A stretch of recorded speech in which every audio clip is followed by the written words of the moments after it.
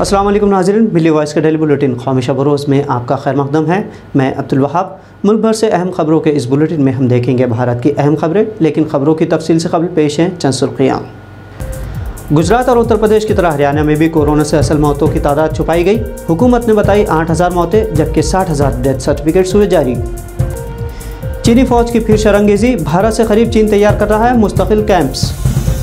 शर्जील इमाम, उमर खालिद और सिद्दीक कप्पन की ज़मानत के लिए कोशिशें हुई तेज़।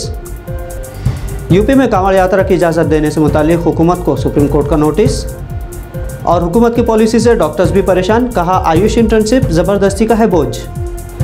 गुजरात, उत्तर प्रदेश और दिल्ली के बाद अब हरियाणा में भी हुकूमत की जानिब से कोविड-19 से जाबाक लोगों की असल तादाद छुपाने की खबर मुल्क के मारूफ अखबार द हिंदू ने शाये की है।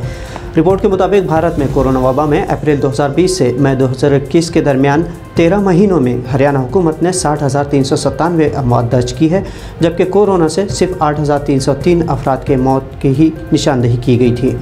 इस लिहाज से सरकारी आदाद शुमार के मुकाबले 7.3% ज़्यादा मौतें हुई हैं। सबसे ज़्यादा मौतें कोरोना की दूसरी लहर के दौरान हुई, जब अप्रैल 2021 में 82,272 और मई 2021 में 46,108 मौतें दर्ज की गई है।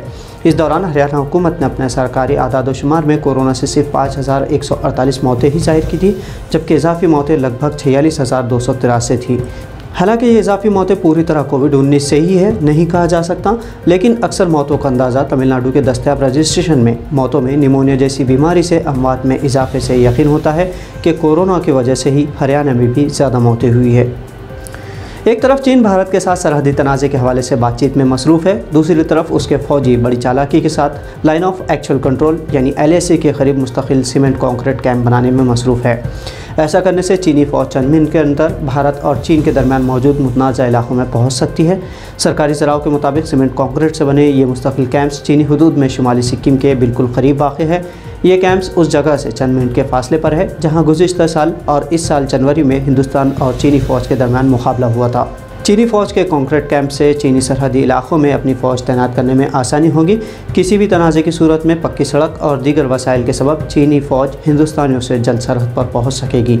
ज़राओं का कहना है कि ऐसी जदीद इमारतों की तामीर मशरक़ी लद्दाख और अरुणाचल सेक्टर के अलावा चीन पेंगुइंग में भी चीन मुस्तकिल रहने कैंप्स तैयार कर रहा है। CA और NRC के खिलाफ मुजाहिरों के दौरान गैर कानूनी सरगर्मियाँ रोकथाम एक्ट और मुल्क से गद्दारी एक्ट जैसी सख्त दफ़ात के तहत गिरफ्तार JNU के तालिब इल्म शर्जील इमाम ने ज़मानत की दरख्वास्त दायर की है। शर्जील को जामिया मिल्लिया इस्लामिया और अलीगढ़ मुस्लिम यूनिवर्सिटी में तकरीर के इल्ज़ाम में गिरफ्तार किया गया था। जुमेरात को एडिशनल सेशन जज अमिताभ रावत के सामने इमाम की दरख्वास्त समाअत के लिए पेश की गई। इमाम ने अपनी ज़मानत की दरख्वास्त में कहा कि उन्होंने एहतजाज के दौरान कभी भी किसी भी तरह के तशद्दुद का सहारा नहीं लिया और ना ही उस तशद्दुद को भड़काने में मदद की। उन्होंने कहा कि वो अमन पसंद शहरी है।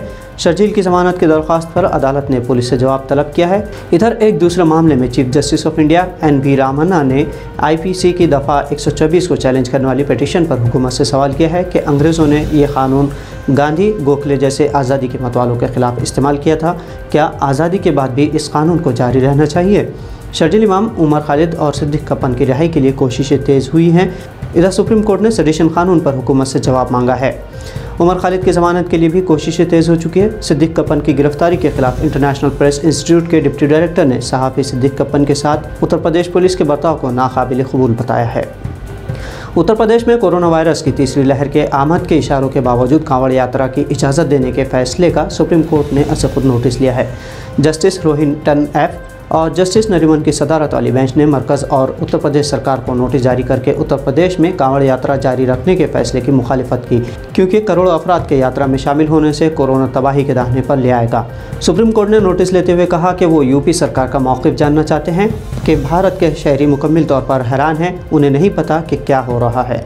आपको बता दें कि जब उत्तराखंड ने कांवड़ यात्रा रद्द कर दी है, तो वहीं यूपी सरकार ने कोविड सिक्योरिटी प्रोटोकॉल के साथ उसे आगे बढ़ाने का फैसला किया है। हालांकि यूपी वज़ीर आला योगी आदित्यनाथ ने कोविड प्रोटोकॉल लाजमी करने कहा है, लेकिन कुंभ मेले में नकली रिपोर्ट्स का मामला अभी ठंडा भी नहीं हुआ है।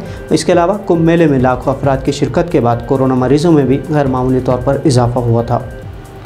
नेशनल मेडिकल कमीशन ने MBBS तलबा को आयुष मिनिस्ट्री के ज़ेर एहतमाम किसी भी भारतीय तरीक़ेकार पर मबनी हेल्थ सेक्टर में 1 हफ्ते की इंटर्नशिप लाजमी करार दी थी। मेडिकल कमीशन ने भारतीय तिब्बी तरीक़ेकार जैसे आयुर्वेदिक, योग, यूनानी, सिद्धा, होम्योपैथी और सुआरोग्य में से किसी एक में कम से कम 1 हफ्ते की इंटर्नशिप को लाजमी करार दिया है, जिसे इंडियन मेडिकल एसोसिएशन ने गैर ज़रूरी और मिक्सोथेरेपी करने की वजह बताते हुए बंद करने कहा है।